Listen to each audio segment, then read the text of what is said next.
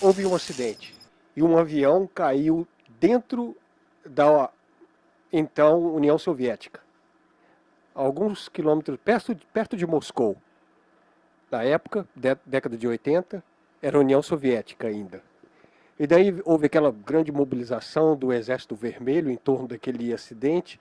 Eles descobriram que uma pessoa ainda estava viva. Eles levaram ela para o laboratório e lá reconstruíram esse ser, certo? E daí uma missão partiu para a União Soviética no intuito de resgatar esse indivíduo.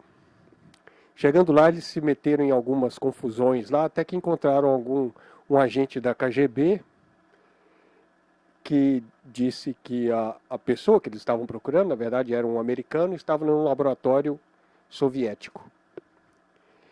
Essa pessoa, na verdade, era um personagem que vocês já devem estar familiarizados, vocês já devem ter visto ele em alguma produção da DC. Estamos falando do Cyborg. Quem diria, hein? O Cyborg, naquela época, ele viveu a era comunista da União Soviética e, naquela época, já existiam os novos titãs. E, naquele momento, quando eles chegaram lá no laboratório soviético para resgatar o amigo deles, o Cyborg, o nome dele é Vic, né? O que aconteceu?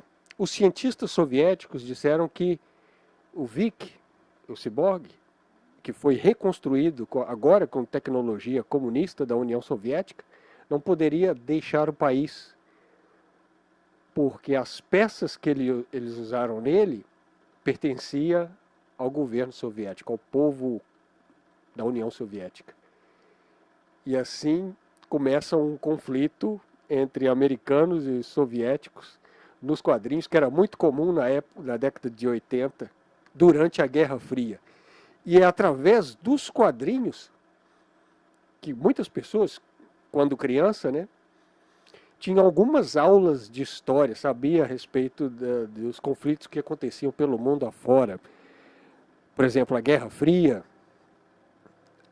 o conflito na Irlanda do Norte, os conflitos entre protestantes e católicos da Irlanda do Norte, por exemplo. Houve um episódio do Demolidor, onde ele enfrentou um inimigo chamado Celta. Era o Celta o nome dele? Eu acho que era Celta.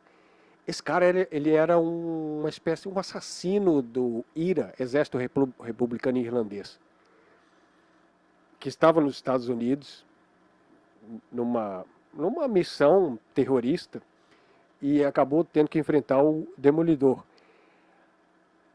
Isso são os personagens, os heróis sendo inseridos ali no contexto histórico da época. Isso é muito interessante. E a partir disso, quando você lê os quadrinhos, você fica sabendo desses fatos históricos e vai pesquisar, vai saber, vai procurar saber quem era o IRA, o Exército Republicano Irlandês, como era o Partido Comunista, como era a União Soviética na década de 80, o que era o comunismo, né? O que é o comunismo, o que era o, entre aspas, comunismo. E através dos quadrinhos, muitos jovens se interessaram em saber sobre esses fatos históricos, porque esses personagens estavam inseridos nele. Por exemplo, quando o Capitão América apareceu na capa de uma revista dando uma porrada na cara do Hitler, um quadrinho icônico, dali o jovem que leu aquilo, ele procurou saber o que aconteceu na Segunda Grande Guerra, os detalhes daquela terrível tragédia que foi a Segunda Guerra Mundial, os seus personagens históricos, né? Tudo que acontecia ali, naquela época. Então, isso o que é interessante nos quadrinhos, o que era interessante naquela época, e eu não sei que se tem muito disso hoje em dia. Não sei se os personagens, se eles conseguem se eles inserem esses personagens dentro do contexto histórico de uma forma didática, de uma forma onde a pessoa vai não apenas se divertir, ter bons momentos com conteúdo de entretenimento, mas também vai iluminar sua mente com alguns fatos históricos, conhecimento sobre geopolítica e etc. Né? Aquela época, eu estou falando de final de década de 70, início de 80, durante toda a década de 80 nós tivemos vários clássicos dos quadrinhos, tanto de ambos os estúdios, tanto Marvel quanto DC, que eles tinham uma pegada muito adulta e eles abordavam temas polêmicos, temas históricos, inseriam esses personagens dentro desses contextos históricos e era muito interessante, cara. E é um assunto que eu não poderia falar sobre isso sozinho, eu e o GB, e é por isso que nós trouxemos aqui, mais uma vez, o Arley, que já é sócio do Cricket Cast. E tem muito o que falar sobre isso. Já assinou o contrato. Agora já era, cara. Você vai ter que vir aqui várias vezes. E eu não sei se você lembra, e você vai falar um pouco sobre isso aí, dos primórdios, quando as impressões eram feitas em papel jornal ainda, né? Preto e branco, aventura e ficção, Conan. O que você acha o que mudou de lá para cá? O que você acha que hoje está deixando a desejar? Então, boa noite para todos. Os quadrinhos, né, os comics, estão inseridos na nossa sociedade, tanto aqui como no mundo todo, praticamente. Os quadrinhos faz parte da arte da humanidade ali, entendeu? Principalmente dos jovens, né? E hoje o que eu vejo, tipo assim, que os quadrinhos parece que tá ficando esquecido, entendeu? Porque hoje os jovens, a juventude parece não se interessar muito pelos quadrinhos. Houve uma época sim que era essencial, né? Tipo assim,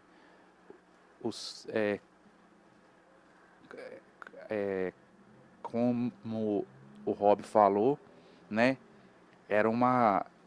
Os quadrinhos eram fonte de informação. Júlio Verne, né? Os quadrinhos, né? Não é ele que criou lá não, o outro ali criou Flash Gordon.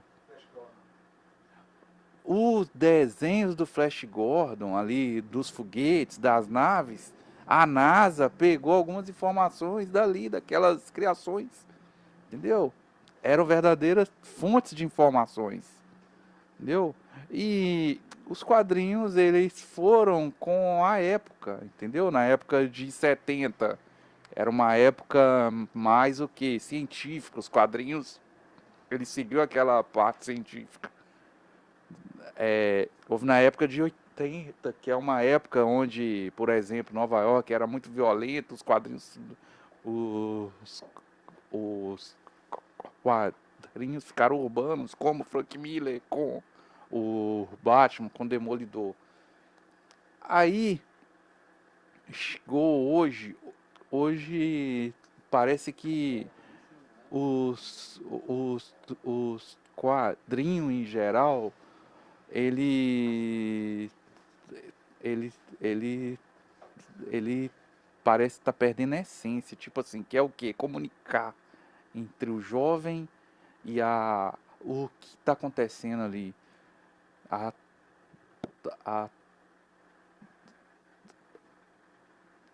Ali. Então, eu acredito que, assim, precisa de novo criar uma conexão entre os jovens e os quadrinhos. Porque, um exemplo no Brasil, os quadrinhos parece que está relacionado a uma certa, nesse momento no Brasil, a uma certa gourmetização dos quadrinhos. Isso é ruim, porque antigamente você ia nos quadrinhos ali, entendeu?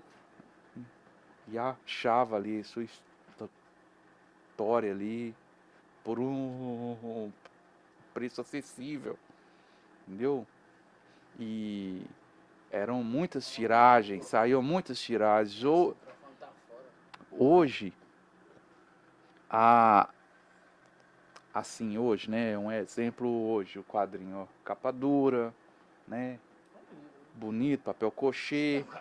Isso é um livro. Só que, assim, na minha opinião, não há mais uma ligação com os jovens mais. Porque hoje é mais caro, é meio gourmet, parece que é um livro tal. Falar gibi é errado? Oi? Não, não é não. Gibi, HQ, comics, Mesma coisa. ué, quadrinhos. Só a tradução. Né? O negócio é você pegar e ler, cara. Ter acesso, entendeu? E hoje tá ficando mais, um exemplo, como eu disse, gourmetizado. Então eu acho que precisa urgentemente criar essa conexão novamente. Os jovens e os quadrinhos e as HQs. Muitas pessoas, existem muitos canais na internet que falam sobre cultura pop, canais nerd e geek, que estão se queixando que os personagens de hoje, eles estão muito, eles seguem muito uma ideologia atual que não agrada a eles. Eu não sei se você concorda com isso. Tem muitos canais aí que falam que os personagens Marvel DC de hoje, eles seguem parece que eles tendem a seguir uma ideologia criada lá nos Estados Unidos, uma ideologia woke, uma nova ideologia liberal americana que não agrada muita gente. São personagens que eles estão mudando personagens clássicos, eles estão criando versões de personagens clássicos que não estão agradando muito, grande parte do público de hoje, né? Por exemplo, me parece que grande parte do público não foi muito com a cara da Capitã Marvel, por exemplo. Acho que eles não gostaram muito do personagem e da atriz também. Segundo alguns, ela seria um pouco antipática. O personagem também não tem aquele carisma da personagem dos quadrinhos. Ela não tem aquela...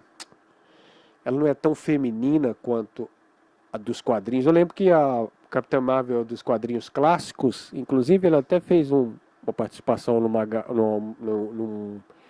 revista do Homem-Aranha e do Quarteto Fantástico. Ela aparecia muito no Quarteto Fantástico e no Homem-Aranha. Ela tinha um visual muito diferente. Ela era um personagem muito diferente. Assim, ela era mais... Não sei se ela era mais feminina ou ela era um personagem mais tradicional. E quando eles fizeram um reboot desse personagem, criaram uma versão nova, que é a que vai estrear agora no cinema, né? A segunda parte, o 2, parece que a audiência não gostou muito dessas... Parece que eles não estão gostando muito dessas novas versões. Por causa eu não sei se tem a ver com ideologia americana, ideologia deles lá, a ideologia woke, eu não sei se tem a ver com o carisma dos atores que interpretam esses personagens, né? Só sei que essas novas versões não estão indo bem no cinema. Eu não sei se é por causa disso, né? Porque se você for avaliar os personagens de hoje, é claro que eles estão inseridos num contexto histórico diferente. Tem que levar isso em consideração. Mas as novas personalidades desses novos dessas novas versões não estão agradando muito o público. Eu não sei se você concorda com isso, tem notado isso aí no público nerd geek, né? Então, Rob, o que eu acho que eu acho que está acontecendo, não assim, antes, né? Os heróis, os filmes, né? Eles pegaram grandes clássicos da dos quadrinhos, né? Eram grandes referências, né? Guerras Secretas, né?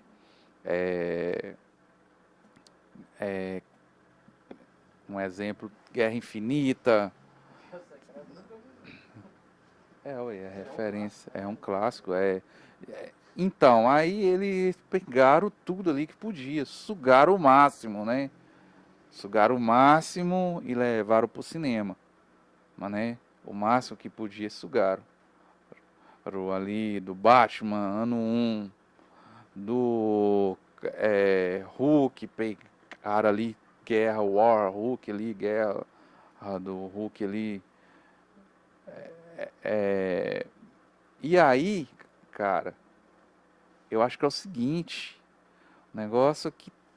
o negócio que tá secando a fonte, né? Entendeu? Por quê? Eles estão pegando todas as referências, a morte da Gwen Stacy, vamos pôr no filme. Um exemplo lá, né? A Electro Demolidor, vamos colocar no filme. Tem um antigo já, o do Demolidor e Electro, nunca viu, não, com Ben Affleck. Então, aquilo eles pegaram o quê? Pegaram o negócio do Frank Miller, jogaram no filme mal feito, entendeu? E aí tá sugando tudo. Eles estão pegando tudo, os quadrinhos ali, estão em filme mal feito e tal. Então, eu acho que o grande problema não é o atriz nem o personagem. O negócio é que falta boas histórias. Não tem boas histórias. Os filmes não tem boas histórias. Não tem boas histórias. Quer um exemplo? Cavaleiro das Trevas. É um filmão. É um filme que passou 10 anos e continua, né? Um filme lindo de se ver. Então, na hora que eles começarem a pegar os personagens, respeitar o que era nos quadrinhos e criar boas histórias, eu acho que nesse momento, eles irão no cinema, irão abraçar os personagens. Mas eles pegam já a história do quadrinho, já modifica ela toda. Suga o central e traz. Numa história ruim. O povo não quer ver história ruim, cara. Na hora de começar a fazer história boa, pegar lá a Marvel, lá a morte do Capitão Marvel, trazer uma história boa, emoção. Aí sim, entendeu? Eu acho que aí sim irá chegar os momentos bons, entendeu? Um exemplo aí, O Homem de Ferro. O Homem de Ferro foi um bom filme. Uma história boa, te prende, você vê o início do filme ali e tal, você quer ver até o final, rapidinho passa, 2 horas de filme. Era uma história boa. Aí eles lançaram lá Homem de Ferro 3. Filme ruim, você não consegue ver. O cara liga, velho. O menino liga a armadura do Homem de Ferro numa tomada, cara. Não, o que é ficção, é heroísmo tal, né? Ficção ali, mas, pô, velho, tá chamando o público de quê? Não pode falar algumas palavras aqui no YouTube, mas, né, cara? É foda, né? Tipo assim, a hora que trazer histórias boas pro público, eles vão gostar dos personagens. E eles estão reclamando muito da qualidade de alguns efeitos especiais dos últimos lançamentos também. Por exemplo, aquela cena do Flash, que ele salva os bebês. Meu Deus, o que é aquilo, cara? O que é aquilo? Olha, Eu acho que nem desenho animado, desses bem cartunescos mesmo, aquilo seria possível. Nem os filmes chinês que os caras voam. É. Eu acho que nem num desenho do Tom e Jerry aquilo seria possível. Eu apoio, nesse momento, eu apoio os filmes que não utilizam. Eu apoio os filmes que não utilizam muito efeito especial, que sejam efeitos mais práticos. Estão crescendo, a cultura, né?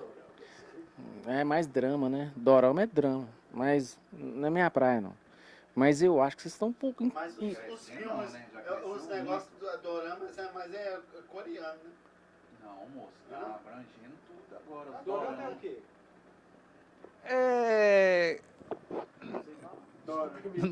Então, assim, irei explicar mais ou menos. Por exemplo, Kamen Rider novo. Você põe lá o primeiro episódio, tem que assistir o primeiro, o segundo, o terceiro, o quinto, o sexto, até o último para você entender a história, porque um complementa o outro, entendeu? Criando um drama central ali que vai... entendeu? E isso prende, entendeu? O dorama é típico do Japão? Mas voltando à Marvel, eu penso assim, a Marvel surpreendeu, cara. Não sei se vocês viram os Vingadores Ultimato no cinema. Vocês viram? Assistiram? Foi o último, né? Assim que. E você falou da Capitã Marvel.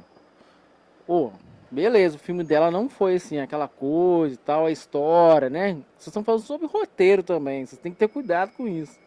Porque o roteiro é um trem foda também. Por que eu falo? Quando houve o Ultimato, no caso, né? Esse filme foi um filme assim, pegou todo início, né? Que foi o Homem de Ferro, começou por ele, né? Foi o início lá, até porque teve o 2, aí foi, igual ele falou, foi um pouco enjoado. No 3 ninguém já tá aguentando mais Homem de Ferro. Aí veio o Hulk 1 e 2, iniciou no Capitão América também, entendeu? Aí depois foi colocando a Capitã Marvel. Eu não conhecia a Capitã Marvel. Conheci no filme. Não conhecia essa mulher. Muita gente que já curte o gibi quadrinho já conhecia. Já é. Mas muita gente ali foi conhecer a Capitã Marvel agora, pô. A realidade é essa. E nesse último filme foi um filme foda. Até porque, não sei se você assistiu a série WandaVision. Uma ótima série. A produção é diferente, né? A produção, né, da Disney. Então já teve uma pegada diferente. Aí a Fox é dona do Homem-Aranha, do Deadpool. Aí já é outros estúdios também que você vai pegar. Pega o filme do Wolverine, o Logan. Outra pegada. Então acho que envolve isso. E a questão também de a galera não ler muito mais também, eu acho que a culpa também é da tecnologia, claro, né, mano? Eu acho que a galera quer ver um filme, um desenho, uma animação, qual que é mais prático? Tá ali, o tablet, o celular, o computador. E isso acaba que você acaba se apegando até mais rápido que um gibi, né? Porque aqui você sabe que o papel vai continuar sendo sempre o papel. O visual não, vai ter o 3D, vai ter o 4D, vai ter animação gráfica. Então sempre vai esperar mais. Esse filme do Flash, por exemplo, eu sei que hoje ele pode estar paia, mas amanhã eles vão fazer um filme mais sério, que o Flash vai estar, e vai ficar uma pegada, igual você falou, do Christian Bale aí, do Cavaleiro das Trevas, né? Que foi um dos melhores filmes da DC, né? Que trouxe assim, mais realidade, mais pro real. Aí um filme mais sério, acho que é isso. Desculpa aí, assim, eu sou muito a favor dos efeitos práticos. Tipo esse menino diretor, o Nolan, ele usa muito efeitos práticos nos filmes dele. E assim, fica ótimo. Eu acho que precisa mais disso no cinema. Entendeu? Ok, eu acho muito legal os efeitos especiais, né? É bom demais nos filmes, mas esse momento, assim, tão meio ruins alguns. Ontem mesmo eu vi um filme na Netflix. Ontem foi Dia dos Pais, né? E aí eu vi um filme na Netflix que tava o Tom Holland, do Spider-Man. E ele fez um filme que ele é um cara que mora, tipo, no interior. E ele tá lendo um gibi. Eu falei, caraca, que referência é essa, hein, bicho? Que referência que expõe até nos outros filmes paralelos que não tem nada a ver e põe o cara ali. E eu acho muito foda isso.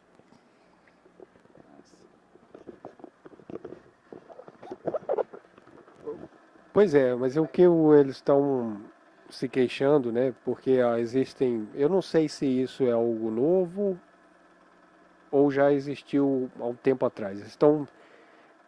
Essa galera que faz review desse tipo de conteúdo, desse tipo de produção de cultura pop, muitos deles reclamam que os personagens eles estão um pouco ideologizados, os personagens, alguns deles seguem uma ideologia lá, americana lá, woke, sei lá, e isso atrapalha tira um pouco da originalidade deles. Eles reclamaram até do Peter Pan.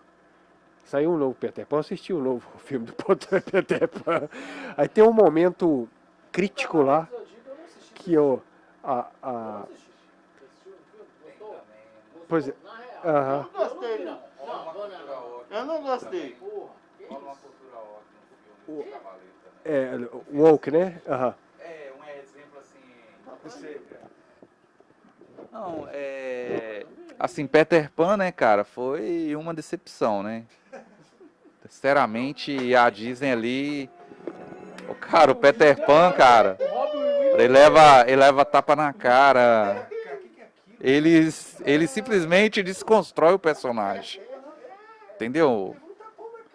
E infelizmente o filme dos Cavaleiros houve uma certa desconstrução também dos personagens. Infelizmente, né? Na hora que o Mutsumasa Kido, o Alma Kido morre, e a mulher que era vilã não morre, ela fica viva, entendeu? Aí a menina, a Saori pede, tipo assim, perdoa ela e ela não morre. Tipo assim, houve uma desconstrução. Por que o homem tinha que morrer e ela ficar viva?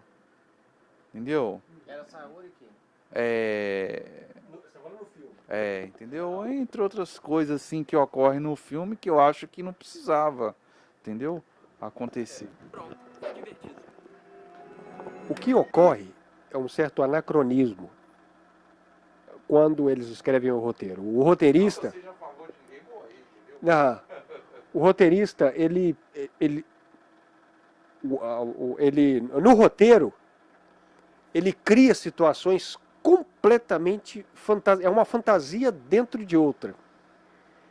Totalmente anacrônica. Por exemplo, quando você testemunha uma personagem igual o Andy dando um tapa na cara do Peter Pan, do Peter Pan, você imagina, cara, isso é totalmente anacrônico.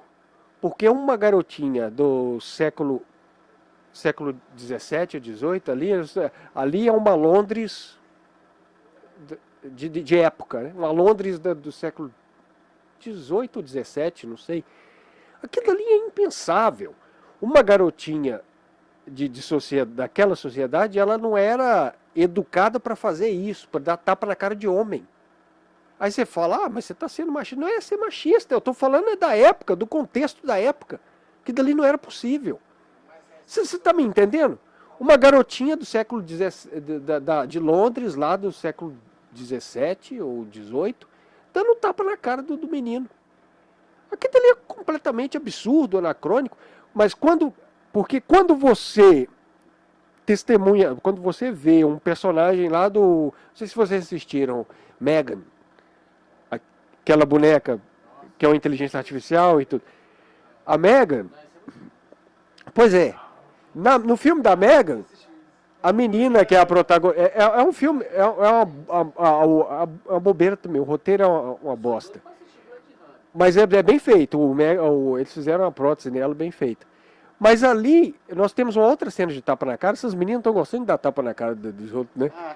Aí, quando você vê uma menina, aquele personagem ali dando tapa na cara da tia dela, ok. Porque ali está dentro de um contexto futurista. Aquilo dali é a sociedade de um futuro próximo. Onde a menina dá tapa na cara da tia, normal.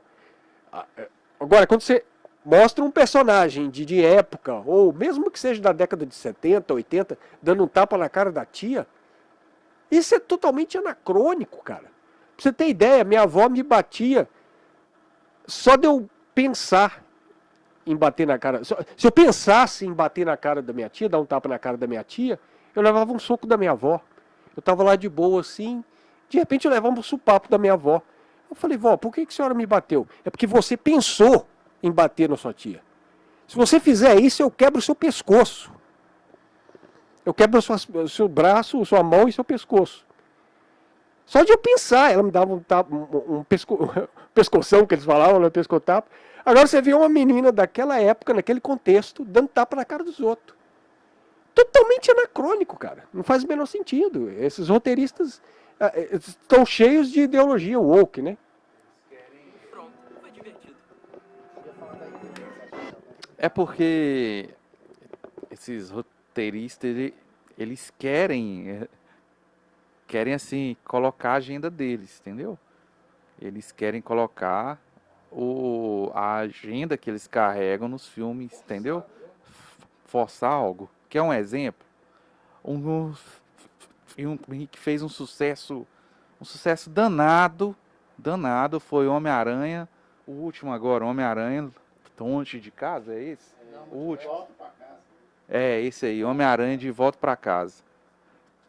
No Homem-Aranha original, um Homem-Aranha, quem é que morre?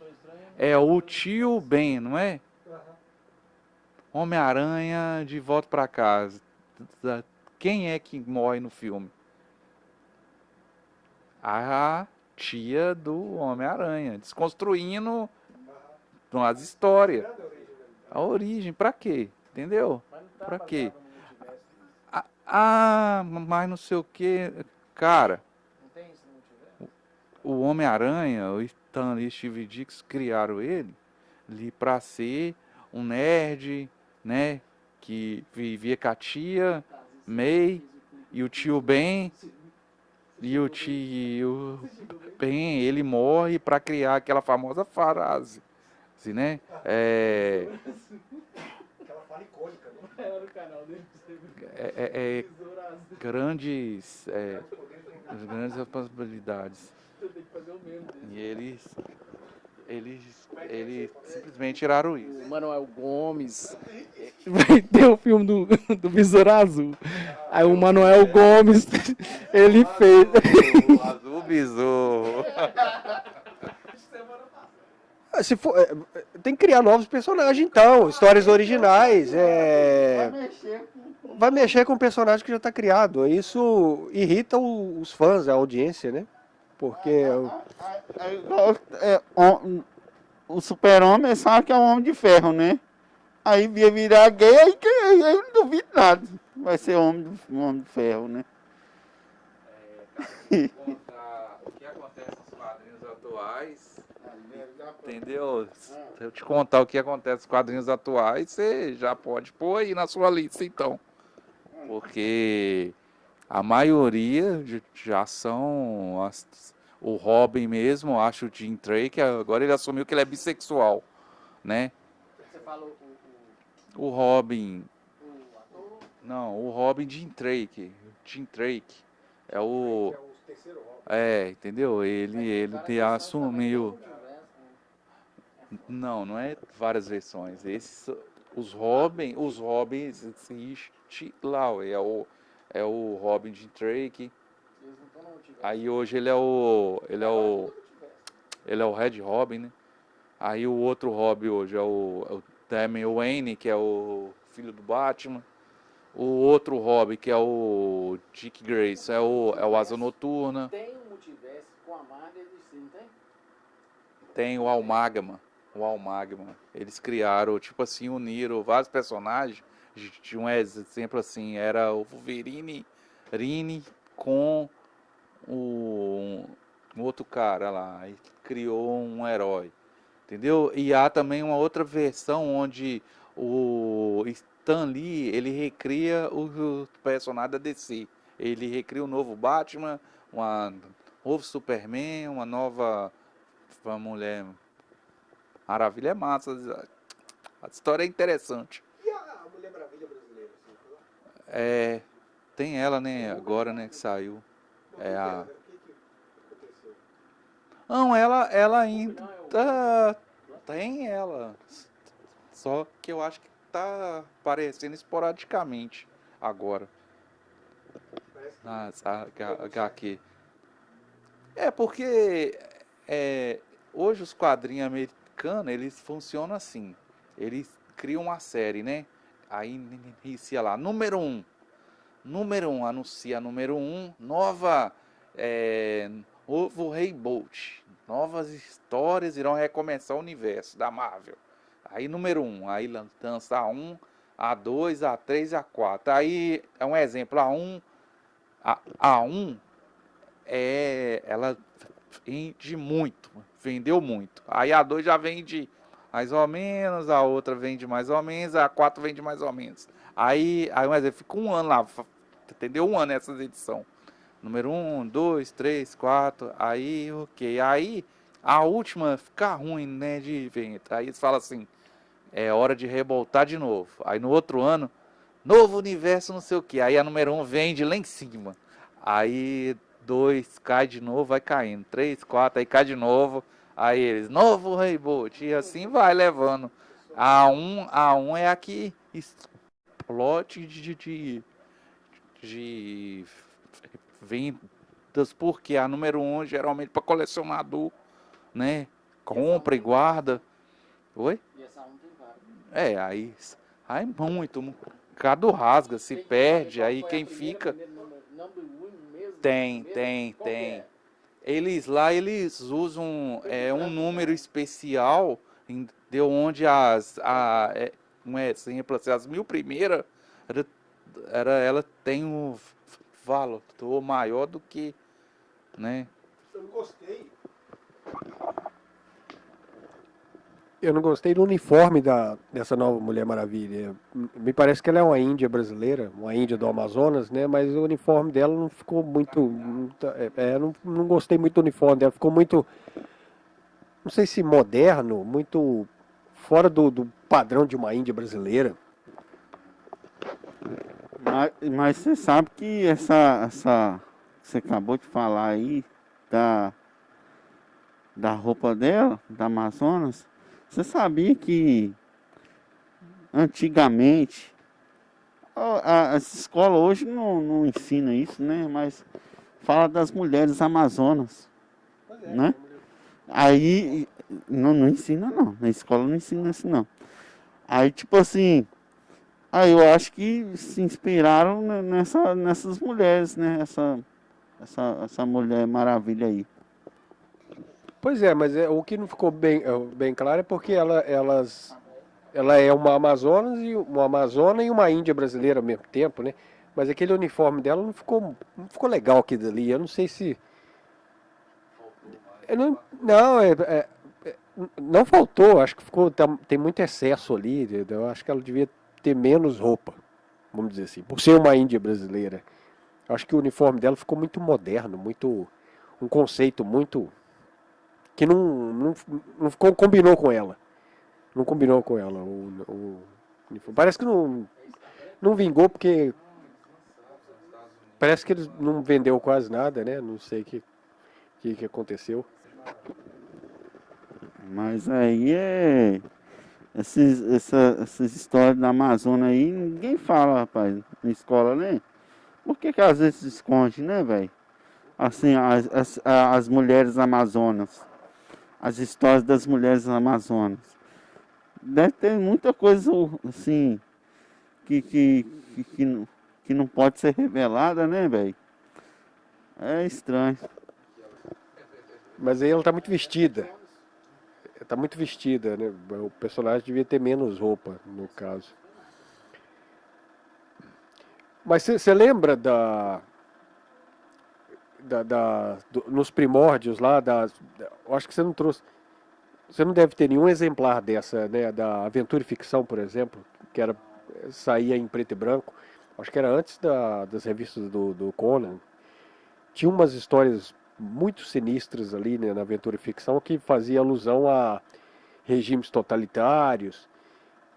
Tipo assim, tinha histórias de ficção científica que fazia alusão a esses regimes totalitários. Tinha histórias de ficção que mostravam mundos caóticos, assim, onde as gangues e os punks tomavam conta de tudo, e era uma guerra.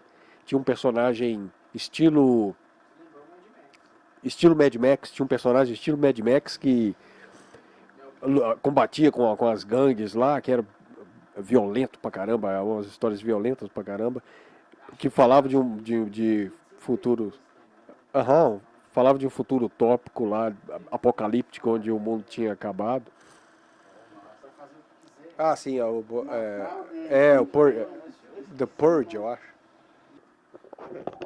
Essas revistas aí que você disse, né? A Aventura e Ficção era mais revista adulta, né? No caso, assim, elas eram desenhadas pelo Michael Deodato Jr. Os caras eram umas histórias mais assim direcionadas ao público adulto, no caso. Eu acho que tem algumas tem casa. Porque irei explicar. Tem uma revista americana que chama Heavy Metal. E ela que publicava algumas revistas adultas, no caso. Aí essas que igual lançou, que Abril Jovem lançou à época no Brasil. Inclusive, essa revista Heavy Metal que inspirou um longa-metragem.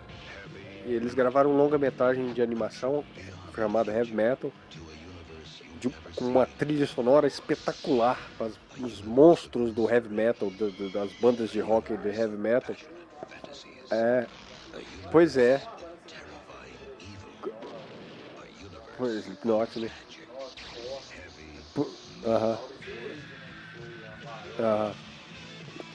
Massa pra caramba, bicho. Tinha uma guerreira lá, Eu não sei se você assistiu o longa-metragem Heavy Metal. Depois você deve ter aí na íntegra lá no YouTube.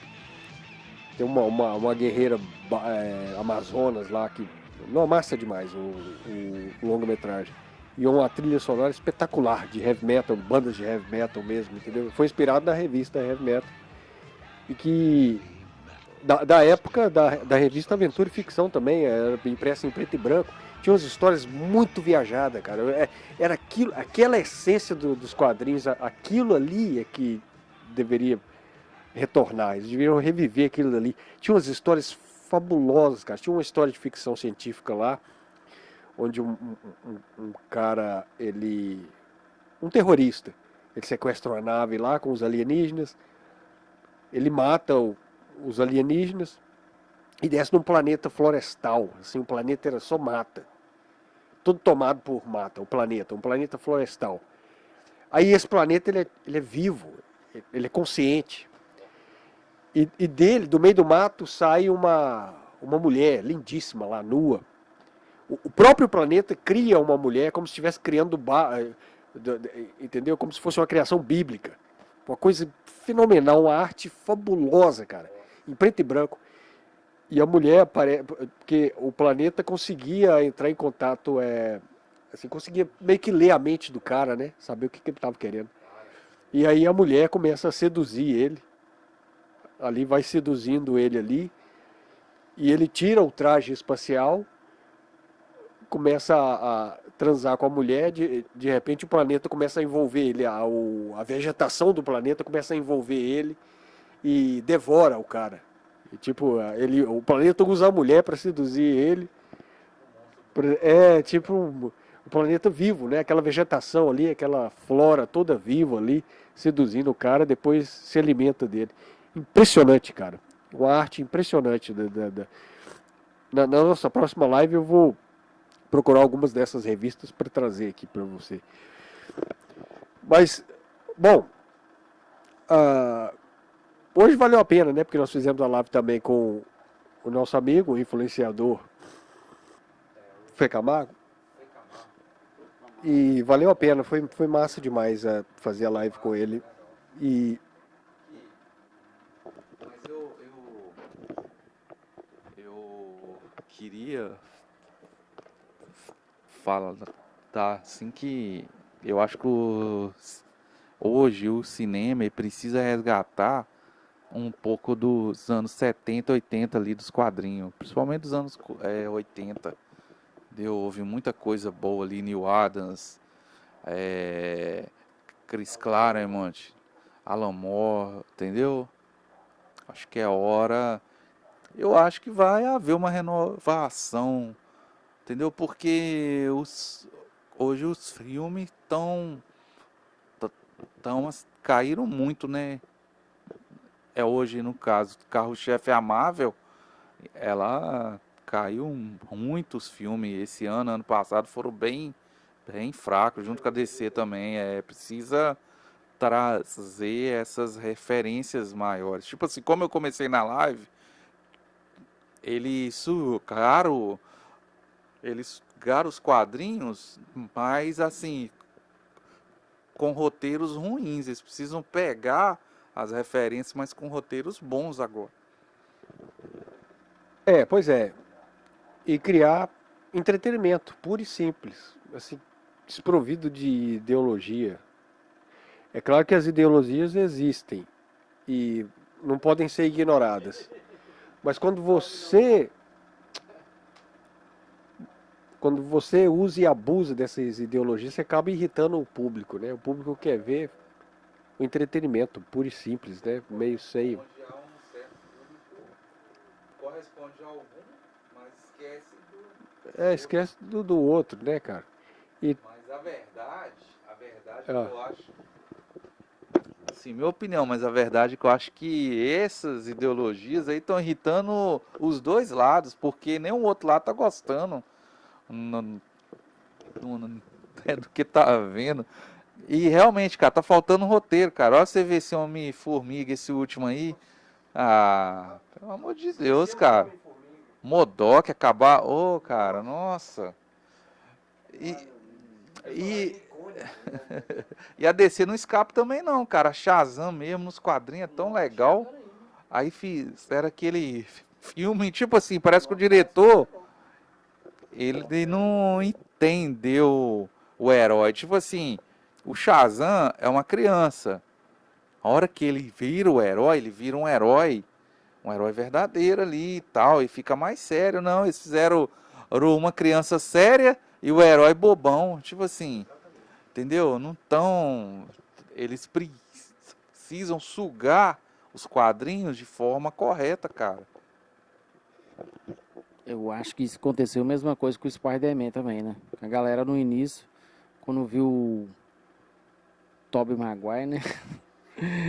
Tipo assim, ele tava meio bobão também, né, mano? Não era um cara, tipo, tal, que nem do desenho que passava na TV Globinho, tá ligado?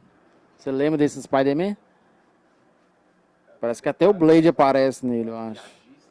Entendeu? Ele é um cara mais sério, um cara mais centrado. Então acho que é questão de roteiro mesmo. Bem mais maduro. Mas, olha pra você ver. O Homem-Aranha do Tobey Maguire, o primeiro, ele é praticamente a versão que o Stan Lee criou no quadrinho, a mesma coisa. Ele é igualzinho, um nerd e tal, meio atrapalhado. Ficou a mesma coisa, cara. Agora, o do espetacular Homem-Aranha, eu não achei ruim, não. Eu achei um herói legal. Assim, a construção é legal do personagem. Não, é legal a construção, mas ele andava de skate. Não, a construção é legal. Só que o roteiro do filme, cara, é ruim. ruim, entendeu? Não é bom. O roteiro dos dois filmes não é legal. Agora o do Homem-Aranha 2 é bom demais. O 3 ali destrói um pouco, mas o 1 e o 2 é o que o Stan Lee criou. Sugou, mas sugou direito. Trouxe, entendeu? Pois é, pessoal. Infelizmente a nossa live está chegando ao fim. Wally, um prazer tê-lo aqui novamente, cara. Espero poder contar com você. Nós vamos falar de Conan nos próximos episódios. Tem muita coisa que falar ainda, cara. Exatamente. Até eu separei alguns revistas do Conan para trazer, mas acabei não conseguindo. Esqueci. Esse personagem aqui é o nome dos quadrinhos. O Superman foi o primeiro herói e é um herói que o James Gunn precisa trazer o que ele representa de verdade, entendeu? Esse aí é um clássico, né? Mas é isso aí, pessoal. GB, considerações finais. Muito obrigado, Ali, pela sua presença. Thiago também. GB, valeu. E tô cansado pra caramba, eu tô meio até com sono aqui, o Thiago tá até percebendo. Mas valeu a pena, né, Rob? É isso aí, pessoal. Muito obrigado pela sua visualização. Espero poder contar com a sua presença no próximo episódio. Valeu, Arley. Valeu, Thiago. Valeu, GB. Falei dormir, né, gente? Que eu saí de